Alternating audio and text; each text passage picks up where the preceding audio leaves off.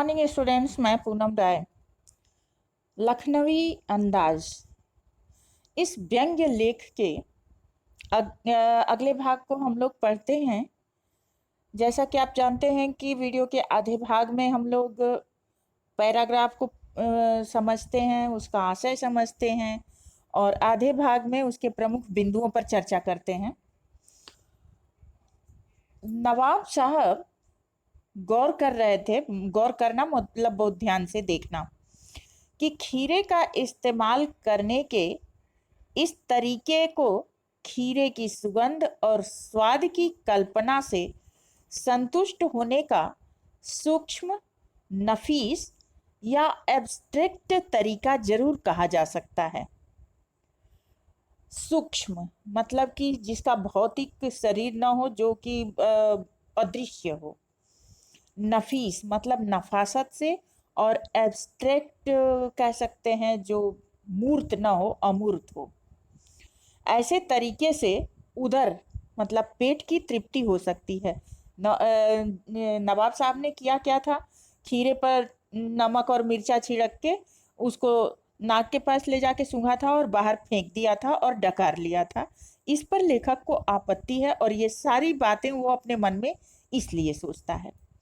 नवाब साहब की ओर से भरे पेट के ऊंचे डकार का शब्द सुनाई दिया और नवाब साहब ने लेखक की ओर देखकर कह दिया कि खीरा लजीज होता है, लेकिन होता शकील नामुराद मैदे पर बोझ डालने वाला। मैदा मतलब पेट पर दबाव डालने वाला, आसानी से पचने वाला नहीं होता है। ये बात उन्होंने नफासत में कही थी, अपनी नवाबियत प्रकट करने के लिए कही थी। इस पैराग्राफ के अनुसार तो यही समझ में आ रहा है। लेखक के ज्ञान चक्षु खुल गए। लेखक ने पहचाना कि यही है नई कहानी के लेखक। खीरे की सुगंध और स्वाद की कल्पना से जब पेट भर जाता है और डकार भी आ जाता है, तो बिना विचार, घटना और पात्र के लेखक की इच्छा मात्र से नई कहानी क्यों नहीं बन सकती। इसके प्रमुख बिंदुओं पर गौर कर लेते हैं। नवाबों की जीवन शैली को देखकर लेखक के मन में कौन सा प्रश्न उठा। नवाबों की जीवन शैली को देखकर लेखक के मन में यह प्रश्न उठा कि केवल स्वाद और सुगंध की कल्पना से क्या उनका पेट भरता होगा। खीरा सूंघ कर फेंक देने से भला पेट कैसे भर सकता है। सुगंध और स्वाद से कल्पना मात्र से ही संतुष्टि कैसे हो सकती है। नवाब ने डकार लेकर क्या व्यक्त किया। नवाब ने डकार लेकर यह व्यक्त किया कि उनका पेट खीरे के सुगंध और स्वाद की कल्पना से ही भर गया है।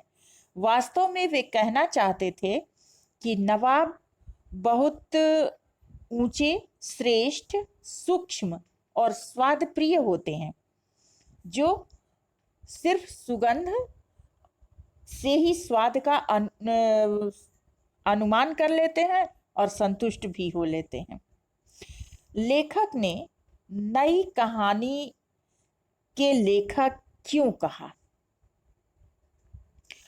लेखक ने नई कहानी के लेखक इसलिए कहा कि लखनवी नवाब जैसे जो लोग होते हैं वही वास्तव में नई कहानी के लेखक हैं। एब्स्ट्रैक्ट अर्थात सूक्ष्म कहानी लिखने की वकालत यही लोग करते हैं। यह बात जितनी असंभव है उतनी ही कठिन भी है। बिना खीरा खाए स्वाद और सुगंध से जितना पेट भरना कठिन है, वास्तव में उतना ही कठिन बिना विचार, पात्र आदि के कहानी लिखना भी होता है। लेखक के ज्ञान चक्षु किस प्रकार खुल गए।